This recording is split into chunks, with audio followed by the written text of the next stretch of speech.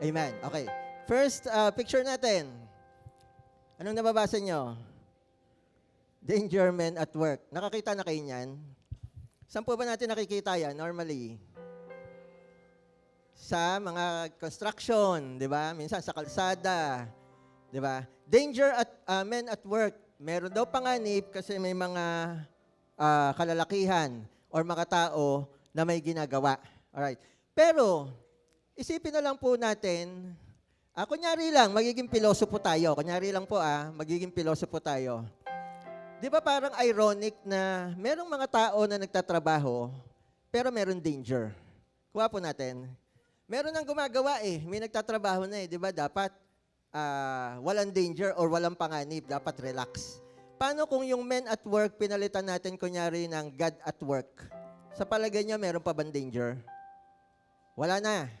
Kasi si Lord na kumikilos, di ba? So kung si God at work na, hindi na men at work, siguro yung danger, pwede natin palitan ng relax. Tama po ba? Relax lang, cool ka lang, kasi God is at work. Amen. At yan po ang pag-uusapan natin ngayon, ang word ni Lord. Sabi sa Acts chapter 1, verse 4 to 8, on one occasion, while He was eating with them, He gave them this command. Si Lord Jesus po, kumakain siya kasama yung mga disipulo. Sabi niya, do not leave Jerusalem. Huwag kayong aalis, but wait for the gift my Father promised. Hintayin niyo lang muna, huwag muna kayong aalis. May pangako ang aking Ama at yun ay riregalo sa inyo, which you have heard me speak about, na nasabi ko na rin sa inyo. For John baptized with water, but in a few days you will be baptized with the Holy Spirit. Alam naman natin, si John the Baptist, siya yung nagbaptize even kay Lord Jesus Christ sa pamamagitan ng tubig. Pero sabi niya, you will be baptized with the Holy Spirit. Darating si Holy Spirit, ipapadala ng aking Ama, at si Holy Spirit ang magbabaptize sa inyo. Then they gathered around Him and asked Him. Tinanong nila si Lord, Lord, are you at this time going to restore the kingdom of Israel? Lord, ngayon na ba ang panahon na i-restore mo na yung nasirang kaharian ng Israel?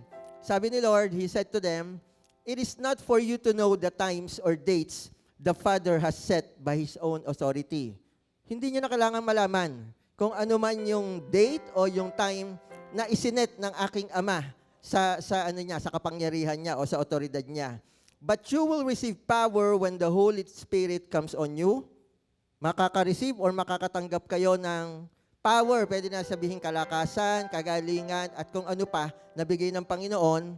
And you will be my witnesses in Jerusalem, in all Judea and Samaria, and to the ends of the earth. At kayo ay magiging mga tagapagkwento ko sa kung saan ang panig ng mundo. Let us pray. Hallelujah. Panginoon, salamat muli sa salita mo, O God. Muli, Lord, sa umagang ito, Lord, Ikaw lang po ang aming marinig, O God. At hayaan mo, Lord, na mabuksan ang aming isip at puso. Matuto kami sa ituturo mo. At ito po ay magamit namin sa aming buhay paglabas namin ng bahay-sambahan mo. Thank you, Lord. We love you, Lord, and we give you all the praises. In Jesus' name, amen. Amen. Sige po, palakpakan natin ang Panginoon. Ang title po natin, obviously, God at Work. Si Lord ay gumagawa. Okay po. Gusto po ba natin magtatrabaho or si Lord ang magpapatakbo ng buhay natin? Amen. Tanong dyan, gusto mo ba na kumilos ang Diyos sa buhay mo? Sino dito nararamdaman mo na kumikilos ang Diyos sa buhay mo? Okay, amen. Praise God. Pero yung iba, nararamdaman na po ba natin kumikilos ang Diyos sa buhay natin? Meron ba dito medyo hindi mo masyadong ramdam? Ang tanong ngayong umaga, gusto mo ba or gusto mo ba na mas lalong kumilos ang Diyos sa buhay mo? Alright. Pero amen. Thank you. Praise God. Alright. Now, how do you let God work in your life? Based sa pinag-usapan natin, unang-una, napakasimple lang po nito, stay put. Manatili ka lang. Based sa binasa natin, Acts 1:4, on one occasion, while He was eating with them, He gave them this command, do not leave Jerusalem, huwag kang aalis, but wait for the gift my Father promised, which you have heard me speak about. How do you let God work in your life? Manatili ka, stay put ka lang. Huwag kang, very good, praise God, kung every weekend, umaattend ka ng worship service. Tama po ba? Every Sunday. Huwag kang liliban. Kaya nga po minsan, di ba, hindi maiwasan, minsan linggo, meron tayong mga family reunion, may gathering. Meron na po tayong Saturday service. Alam niyo na po ba yon? Meron po tayong Saturday service, 5 p.m. Dito rin po.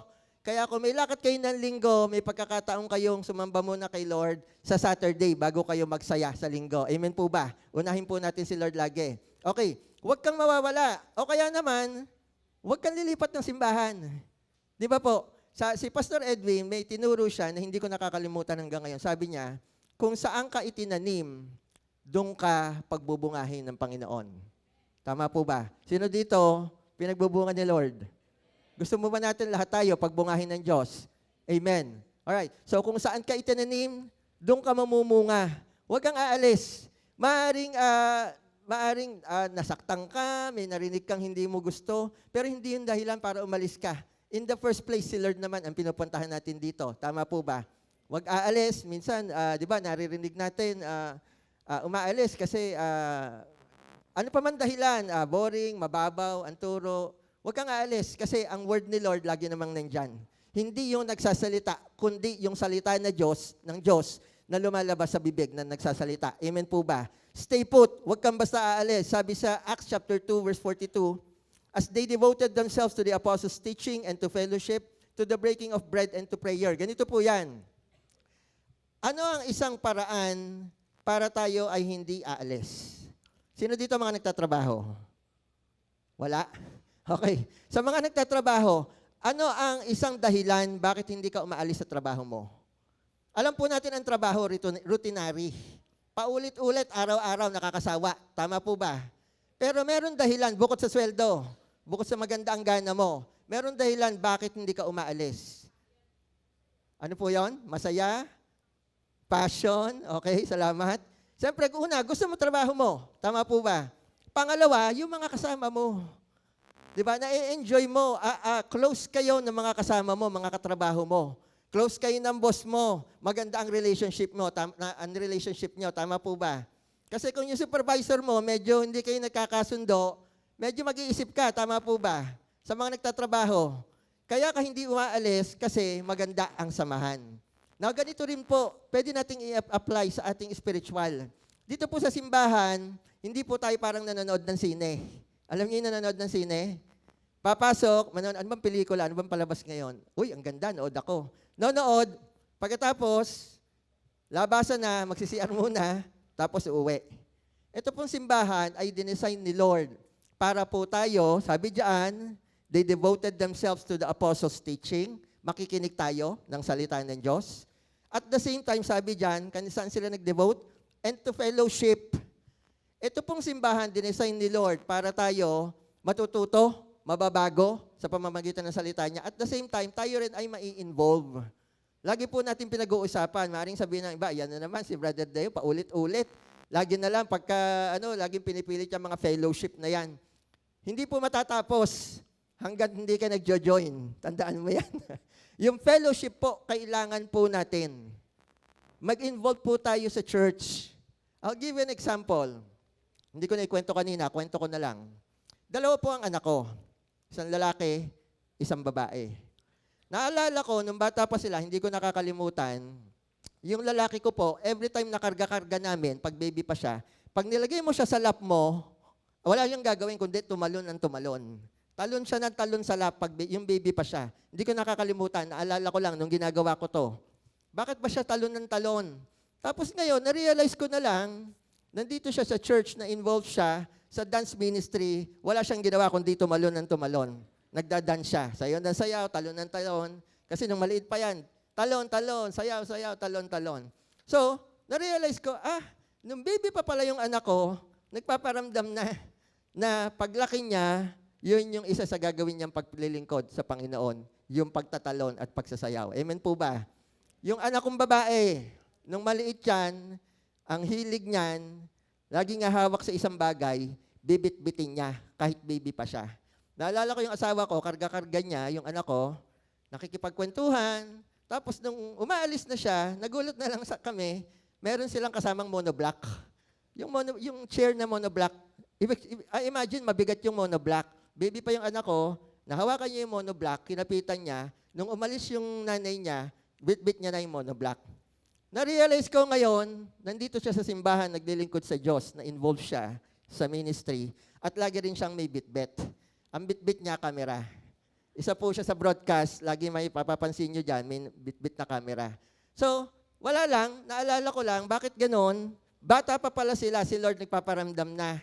O paglaki niya, magiging dancer yan sa church. Paglaki niyan, hahawak yan, may bibit-bitin yan para sa Panginoon. Amen po ba? Okay, ma-involve po tayo sa simbahan. Mga tatay o mga nanay, mga magulang po dito.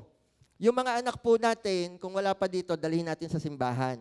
Kung nandito na, i-encourage po natin ma-involve sa fellowship, sa ministry. Bakit? Malaking bagay po sa magulang yung peace of mind sa mga anak nila. Tama po ba? Mga magulang. Pag ang anak mo nasa simbahan, meron kang peace of mind. Parang kami, nasan si ganito, nasan si ganito? Nasa church. Wala kang alam mo yun, mawawala na yung pangamba mo kasi nasa simbahan. Galing sa school, pupuntang simbahan. Galing sa bahay, pupuntang simbahan. Hindi ka nag-aalala kung saan-saan bumabarkada o tumutropa yung anak mo. Baka mamaya nakikipaglasingan na dyan, baka mamaya kung ano nang ginagawa. Tama po ba? Ulitin ko pa mga magulang, encourage natin mga anak natin ma-involve sa simbahan.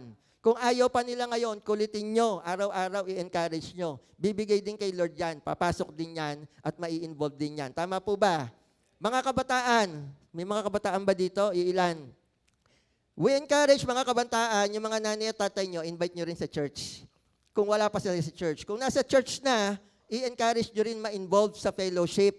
Why? Para kayong mga bata, hindi rin kayo nag-iisip, may peace of mind din kayo. Hindi niyo iniisip yung tatay niyo kung saan tumatambay, kung saan bumabarkada, ano ginagawa. Tama ba, mga kids? Mga bata, andyan pa ba kayo? Okay. At the same time, yung nanay niyo, hindi niyo puno problema, baka nandiyan na naman sa kanto, nakikipagganunan. Diba? Lagi nasa bahay lang, lagi kayong inaasikaso. Tama po ba? Mga bata, dalhin nyo at hayaan nyong ma-involve yung mga magulang nyo sa simbahan. Fellowship, that is one way for us to be or to stay put na manatili po tayo sa bahay-sambahan ng Diyos at sa fellowship with our fellow believers sa simbahan. Ma-involve po tayo, makipagkaibigan po tayo. Malaking bagay po yan. Binibigay sa atin ng Panginoon para tayo po ay lalakas sa ating pananampalataya. Amen po ba? Paulit-ulit po yan. Hanggat hindi ka sumasali sa fellowship, maririnig mo yan. Amen po ba? Now, and to breaking of the bread, yon sa fellowship, meron diyang mga kainan, kapihan. Sa mga katatayan po dito, meron pong men's ministry kapihan every Thursday, 7 p.m. Plugging men's. Okay, punta po kayo. Welcome po ang lahat ng katatayan doon. Amen po ba? Makipagkapihan, makipagkainan, makipag-break of bread. Kasama po yan sa fellowship. May inuman din, hindi nga lang nakakalasing. Tama po ba? And to prayer. Kapag involved ka sa church, pag may problema ka, meron ka pinagdadaanan, sigurado may magpe-pray para sa iyo. Tama po ba? Lagi ko sinasabi yan, meron kang GC. O kung ikaw naman, malakas ka, meron kang kasama rin na kailangan ng prayer, tutulong ka rin sa pagpe-pray para doon sa kasama nyo. Tama po ba? Stay put. If you want to, if you want to let God work in your life, unang-una, stay put. Pangalawa, just believe. Maniwala ka lang. Sa maniwala ka at sa hindi, maniwala ka na lang. Dito naman sa simbahan, kaya tayo nandito because of faith. Tama po ba? Faith is being sure of what you hope for and certain of what you do not see. Tama po ba? Hebrews 11:1. Yung faith na po, yan yung pinangahawakan natin, kaya tayo naniniwala kahit hindi natin nakikita. Sabi sa binasa natin, Acts 1:7, then they gathered around him and asked him, Lord, are you at this time going to restore the kingdom of Israel? He said to them, it is not for you to know the times or days the Father has set by His own authority. Ang Diyos po natin mahiwaga. Naniniwala po ba kayo? Ang Diyos natin, masyado siyang, nandun siya sa dulo, sa taas, maraming bagay na minsan hindi natin naiintindihan, hindi natin nakikita, minsan hindi natin nararamdaman. Ang Diyos po natin ay Diyos, mananatili po siyang Diyos. At may mga bagay at mga pagkakataon na hindi na natin kailangan malaman, malalaman na lang natin kapag nandyan na. Kasi lagi natin sinasabi, tayo mga Kristiyano, to believe is to see. Hindi po tayo katulad ng mundo na to see is to believe. Lagi natin pinag-uusapan yan. Maniniwala ka muna, tapos mararanasan mo, makikita mo. Tama po ba? Maniwala lang po tayo, just believe. Sabi sa 1 Thessalonians chapter 2, verse 13, and we also thank God continually because when you receive the word of God, which you heard from us, yung salita ng Diyos na narinig nyo galing sa amin, sabi ni Paul, you accepted it not as a human word. Yung salita ng Diyos na naririnig natin, for example, ngayon, tinatanggap natin, hindi nanggaling sa tao, na katulad ko. Sabi diyan, but as it actually is, the Word of God. Yung lumalabas sa bibig ng tao nagsasalita, it is the Word of God. Tama po ba? Which is indeed at work in you who believe, na talaga namang gumagala, kumikilos sa buhay natin sa pamamagitan ng ating paniniwala. Tama po ba? Lagi ko po sinasabi, kung tayo po titingin sa nagsasalita, halimbawa, namimili ka ng may ganun ba? Minsan naramdaman mo ba yon? Namimili ka ng pakikinggan? Sino dito? Aminin. Namimili ka ng pakikinggan. Wag po, kasi kapag namimili ka na kung sino ang magsasalita, ibig sabihin, sa tao ka na nakatingin. Tama po ba? Si Lord po ang ating pinakikinggan, ginagamit lang yung tao. Kahit yung nagsasalita, minsan feeling mo boring, minsan feeling mo parang ang babaw, meron pong ganyan eh. Umalis ng church kasi ang babaw daw ng turo. Paano naging mababaw ang word ni Lord? Di ba sabi nga sa Hebrews 4, chapter 4, verse 12, if I'm not mistaken, for the word of God is alive and active, sharper than any double-edged sword. Tama po ba? Walang salita ng Diyos na mababaw. Ipag-pray mo kay Lord, baka naman medyo may something na bumababaw sa iyo. Tama po ba? Ang salita ng Diyos, kahit sino ang mag-deliver, hindi po yan magbabago, salita yan ng Diyos. Amen. Kaya wag po tayo mamimili na magsasalita. Amen po ba? Of course, pag si Pastor Edwin, Pastor VJ, the best yan. Kasi talaga naman, pastor nga sila eh. Anointed sila. Pero still, mas maganda po, pag pupunta tayo dito, kung sino ang magsasalita, makikinig tayo at maniniwala lang tayo, hindi dahil sa tao, kundi dahil sa Diyos. Amen po ba? Amen. Sige po, palakpakan natin ang Panginoon. Alright, pangalawa, just believe. At pangatlo, don't resist. Huwag kang, lalaban, huwag kang aayaw, huwag kang magre-resist. Based sa binasa natin, but you will receive power when the Holy Spirit comes on you. Si Holy Spirit po, si Lord, lagi lang nakaredy yan sa puso ng tao na ibubukas niya ng todo-todo para sa Kanya. Ready siya laging pumasok sa puso ng bawat isa. Tama po ba? You will receive power when the Holy Spirit comes on you. Huwag kang mag-resist. Minsan nararamdaman mo na, may pinapagawa ang Diyos sa'yo, ramdam na ramdam mo, meron siyang gustong gawin mo o gustong sabihin mo, ikaw nagre-resist ka pa, umaayaw ka. Tama po ba? Kasi lagi mong iniisip, di ko kaya yan, busy ako, saka na yan, laging ganun. Tandaan po natin, when it is time, ang Panginoon Diyos po natin, bawat isa sa atin, kakatagpuin niya, and you will receive power when the Holy Spirit comes on you. Hindi po yung power na yung superpower. Ito po yung power na binibigay ng Diyos para po ayusin ang lahat sa buhay mo. Mamaya po may ikukwento ako sa inyo. Sabi dito, and you will be my witnesses in Jerusalem, in all Judea, in Samaria, and to the ends of the earth. Kapag si Lord po, hinayaan mo na kumilos sa buhay mo, normal na lang po ang magkwento tungkol sa Kanya at sa kabutihan niya sa buhay mo. Tama po ba? Hindi na yan pipilitin, hindi na yan paplanuhin, normal yan lumalabas sa bibig po natin. I'll give you a story. Meron po tayong kasama dito sa simbahan. Part po siya ng men's ministry, hindi ko nababanggitin ang pangalan. Na-bless ako sa tao na to. Nagkwento siya, sabi niya, parang may attend ako isang beses, kasi ganito po yan. Uma-attend na siya ng fellowship, pero kinukwento niya, naglalasing pa rin siya, nagiinom. Siyempre kami, yung mga nasa fellowship, panay ang payo, di ba? Panay ang pray natin, na hindi, mawawala din yan, bigay mo lang kay Lord yan. Meron daw siyang time na attend ng Sunday, Pastor Edwin yata or si Pastor VJ, meron daw siyang naramdaman na kakaiba, na first time niyang naramdaman sa buhay niya. After nun, hindi na siya uminom. Kwento niya sa akin po sa amin, sa mga pinagkukwentuhan niya. After nun, tumigil ang pag-inom niya, sinuko niya ang buhay niya sa Diyos. Ako naniniwala ko, that was the time when he received the power of the Holy Spirit. Tinanggap niya ng buong-buo ang Diyos. At yung pag-inom na alam niyang mali, na lagi naman niyang kino-confess, that's a good sign kasi alam niya na one time ready siya, i-give up niya yun sa tulong ng Panginoon. Amen po ba? Okay, hindi pa doon nagtapos. Nag-aral ng CLDP. Alam niyo yung CLDP class? Okay, itong tao na to, kinukwento niya, hindi siya magaling masyado magsulat, hindi siya magaling magbasa. Nag-aral siya. In short, gumraduate. Imagine, nag-aral ng CLDP, gumraduate. And there's more. Nag-aral pa siya, nakikita ko sa post niya, nag-aral siya ng ALS. Alam niyo yung ALS? Alternative Learning System. Diba? Hindi pala tapos ng high school pa, nag-aral siya. Ngayon, graduate na siya ng high school. 3 na yon.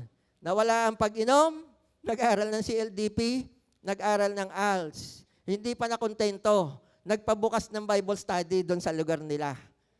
Okay? Sige po, palakpakan natin ang Panginoon. At hindi pang karaniwan itong Bible study kasi iniimbitan niya yung mga hindi pa uma-attend dito sa simbahan. At nakakatuwa kasama niya, buong pamilya niya, tatay niya, kapatid niya, mga pamangkin, pati mga kapitbahay, mga ano niya, mga kumpare niya, kumari niya, nandoon. At last time nga nagpunta kami, 2 picture na, hindi niya kasi siya isang picture kasi yung iba nasa loob, yung iba nasa labas. Imagine, ginamit siya ng Diyos, he received the power and he witnessed. Kinuwento niya ang Panginoon, in-invite niya yung mga tao nakalinig ng salita ng Diyos. Doon po sa the Bible study na yon, kung magpakain siya, overflowing. Laging may sobra, laging may pasyaron yung mga uma-attend. Alam niyo yung pasyaron? Lahat, yung nag-Bible study, yung uma-attend doon, laging may pasyaron kasi ang dami niya kung maganda. Sabi ko, bro, ang dami mo namang maganda, laging sobra lang. Sabi niya, okay lang yan, basta para kay Lord. Nung binanggit niya yun, parang gusto kong maluha eh. Imagine, itong tao na to, na, di ba, uma-attend naman, pero may gusto siyang ayusin. Tapos tinanggap niya si Lord, hindi siya nag-resist. Grabe ang pagkilos ng Diyos sa buhay niya. Ang tanong, napasama ba siya? Napabuti. Napakaganda ng ginawa ng Lord sa buhay niya. At yung mga uma-attend doon, hinahatid niya, hatid sundo. Meron siyang jeep. By the way, pag-pray natin, yung jeep niya yata sira ngayon. Okay, magawa na para mahatid sundo ulit yung mga bata at yung mga kasama niya doon na uma-attend ng Bible study. Ganon katindi ang ginawa ng Diyos sa buhay niya. And wait, there's more. Pasensya ka na bro, hindi ko alam kung nandito ka. Naikwento ko na buong buhay mo. And wait, there's more. Sabi niya sa amin, uuwi daw sila ng province, sandali lang, kasi magpapakasal sila. Imagine, mag-asawa sila, may mga anak, hinipo siya ng Diyos, magpakasal na kayo. So to make the long story short, sobrang dami agad ng ginawa ng Diyos na kabutihan sa buhay niya. Ang ginawa niya lang, hindi siya nag-resist. Tinanggap niya ng buong buo ang pagkilos ng Diyos sa buhay niya. Amen po ba? Pwede po ba natin palakpakan ang Panginoon? Hallelujah! Kung nandito ka man bro, salute you. Praise God sa buhay mo. Sabi sa 1 Corinthians 2:14, the person without the Spirit does not accept the things that come from the Spirit of God, but considers them foolishness. Anyway, siguro naman dito, walang nag-iisip na ang word ni Lord ay foolishness. And cannot understand them because they are discerned only through the Spirit. Tandaan po natin, ang Espiritu po ng Diyos laging nandyan lang. Siya po yung iniwan sa atin ni Lord Jesus Christ. Naalala nyo? Siya po ang iniwan sa atin para siya yung ating tatawagin, sasandalan, iiyakan. Siya po ang Panginoon na laging nandyan para lagi tayong gabayan at tulungan anuman ang pinagdadaanan natin. Tama po ba? Amen. Meron po tayong video, as usual. Ito pong video maganda, mamaya i-relate natin sa pinag-uusapan natin. Let's watch this. There was a soldier who used to get made fun of for serving God. And one day the captain walked up and wanted to make fun of him in front of the entire platoon. The captain said, "Soldier, do you see that Jeep over there?" The soldier responded, "Yes." The captain said, "Go park that Jeep in the front." The soldier said, "Captain, I can't drive." The captain said, "Well, ask help from your God." Everybody started to laugh at him. So the soldier took the key from his captain, got in the car, drove the car to the front, and parked the Jeep perfectly. But that's not even the crazy part. When he parked the Jeep, the captain and all the other soldiers started to cry. They said, "We want to serve the God you serve." But the soldier was a little confused. The captain opened up the hood to the Jeep, and there was no engine inside. The soldier said, "This is my God, the God of the impossible." Amen. Praise God. Sige po, palakpakan natin ang Panginoon. Summarize lang po natin yung kwento. Itong soldier na to, devoted siya kay Lord. Naniniwala, nagtitiwala, sinuko niya ang buhay niya sa Diyos. Lagi niyang kinukwento si Lord sa mga kasama niya sundalo.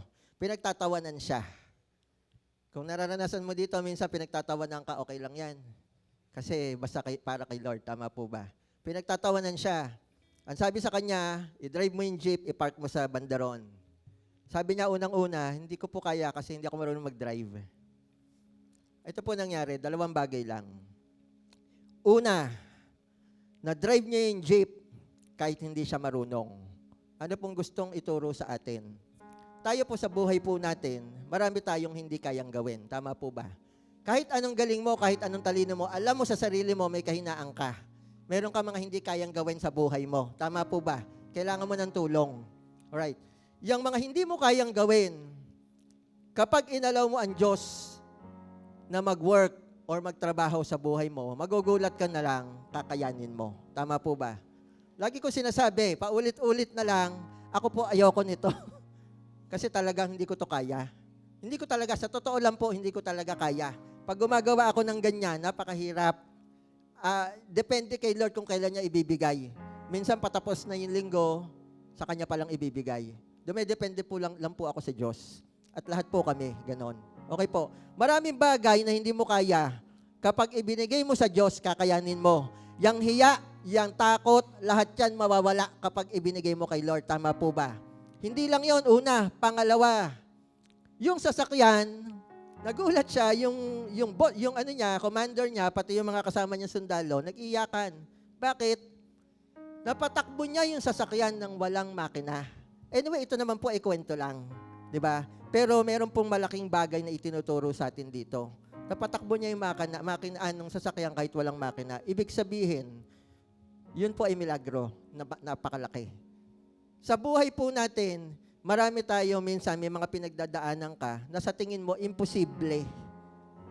Pero mind you, kapag ang buhay mo, ibinigay mo sa Diyos, inayaan mo siyang magtrabaho sa buhay mo, yan pong imposible na yan, kayang-kayang gawing posible ng Diyos. Amen po ba? Sige po, palakpakan natin ang Panginoon.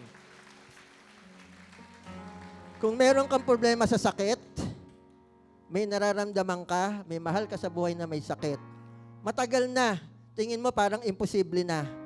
Meron bang imposible sa Diyos? Simple lang, baka tinatawag ka na ng Diyos. Bigay mo ng buo ang buhay mo sa Kanya, baka sa'yo magsimula. At magugulat ka na lang, yung sakit na yan, tatanggalin ng Diyos. Amen po ba? Kung meron kang problema, halimbawa sa finances, ang tagal mo na nagtatrabaho, nagnenegosyo, aba, hindi ka makaranas ng breakthrough. Lord, ang tagal na. Baka naman may hinihintay pa si Lord sa'yo. Unang-una, ayusin sa'yo, sa buhay mo, sa sarili mo. Pangalawa, baka meron pa siyang gustong gawin mo na matagal ka na niyang sinasabihan, nagre-resist ka. Bigyan mo sa Diyos ang buhay mo. Amen po ba? At yung imposible na yan, yung financial breakthrough na yan, malay mo, biglang dadating sa pangalan ni Jesus. Amen po ba? Baka meron ka problema sa relasyon mo, sa pamilya mo, sa mahal mo sa buhay. May mga ganyan ba? At para sa iyo, imposible na, ang tagal na. Hindi kayo nagbabatian, hindi kayo nagkukumustahan, hindi kayo in good terms. Yan pong imposible na yan, katulad nung sasakyan na walang makina, kayang-kayang patakbuhin ng Diyos at ayusin ng Diyos yung relasyon na sira na yan. Amen po ba? At kung ano-ano pa, ano man ang problema mo, imposible man yan, maaring may gawin ang Diyos para maging posible sa buhay mo. Tama po ba? Balik tayo. How do you let God work in your life? Una-una, stay put. Manatili ka lang sa presensya ng Panginoon. Pangalawa, just believe. Maniwala ka lang. Kahit sino nagsasalita, basta word ni Lord, maniwala ka lang para yan sa'yo, para ayusin ka. At pangatlo, don't resist. Huwag kang tumanggi. Tagal na tagal mo nang tumatanggi. Ngayong araw na to, baka naman pwede ibigay mo na kay Lord. Maniwala ka. Maniwala ka sa hindi, maniwala ka na lang. Sisiguraduhin ng Diyos, may gagawin siya maganda sa buhay mo. Katulad ng kwento natin kanina, napakadaming ginawa ng Diyos, overflowing na biyaya ang ibinigay sa tao na yon at sa pamilya niya. Now, itong tatlo na to, kapag pinaikot-ikot mo, pwede tayong bumuo ng isang sentence. If you don't resist and just believe, God will stay and put your life in order. Kapag hindi ka na nagre-resist, naniniwala ka na lang, isinusuko mo na lang ng buong buo ang buhay mo sa Kanya, ang gagawin niya, mananatili rin siya, yung presensya niya sa buhay mo at aayusin niya ang buhay mo. Katulad sa picture natin kanina, danger men at work. Kapag ang tao nagtatrabaho, tayo, sarili nating galing, sarili nating talino, malaki ang chance, meron pa rin danger. Pero kapag nandiyan na ang Diyos, siya na ang kumikilos sa buhay mo, pagmasdan nyo to, yung danger na yan, pwedeng maging arranger. Darating ang arranger ng buhay mo at mag-aayos ng buhay mo at walang iba kung di ang ating Panginoong Hesukristo. Amen po ba? Amen po ba? Pwede po ba natin palakpakan ng Diyos? Sige po, tumayo po tayo, sambahin natin ang Panginoon. Hallelujah. Hallelujah. Let us continue to worship our God. Pwede natin itaas ang ating mga kamay as we surrender everything, Lord. We will be still, O God, and let you put all the work, O God. Hallelujah. We worship you. We worship you, God. Hallelujah. Oh, be still, my soul. Be still and know, leaning, take hold in God alone. Be still, my soul. Be still and know, leaning, take hold in God alone. Be still, my soul. Be still and know, leaning, take hold in God alone. Be still, my soul. Be still and know, leaning, take hold in God alone. God will work it out. God will work it out. One thing I know, one thing I found. God will work it out. God will work it out. God will work it out. One thing I know, one thing I found. God will work it out. Come on, we sing. God will work it out. God will work it out. One thing I know, one thing I found. One thing I know, one thing I found. One thing I know, one thing I found. God will work it out. Hallelujah. Sabi sa kanta, God will work it out. One thing I know, one thing I found, God will work it out. It's true enough, ang Diyos po natin will work it out. Yung buhay natin, hayaan natin siya ang kumilos. Hayaan natin siya ang manguna, hayaan natin siya ang masunod. Marami pong bagay na may sarili tayong plano, may sarili tayong gusto. Pero ang Diyos po natin, may gusto rin na minsan taliwas sa plano natin. Kung tayo po ay susunod lang, kahit ayaw natin, marirealize natin, yung palang plano niya, yun ang mas mabuti para sa atin. Salamat, Panginoon, sa umaga na to, Lord. Itinuro mo sa amin kung paano namin nahayaan na magtrabaho ka sa buhay namin. Ang tinuro mo sa amin, we will stay put. Mananatili lang kami. We will just believe. Maniniwala lang kami. And we will not resist. Hindi po kami aayaw. Sa umagang ito, Panginoon, tinatanggap namin ang tinuro mo, binubuksan namin ang aming puso, at ito po ay i-apply namin sa aming buhay. Pwede po ba natin taas ang ating mga kamay? Hallelujah. Hallelujah. Panginoon, salamat sa umagang ito. Salamat sa biyaya mo, O God.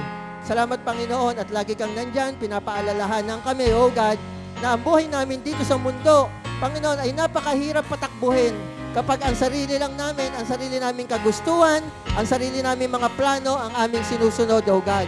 Pero naniniwala kami sa itinuro mo sa umaga na to, Lord, na ikaw pala ay may planong mas maganda sa buhay namin, O God. Ang gagawin lang namin, isuko ang buhay namin sa iyo.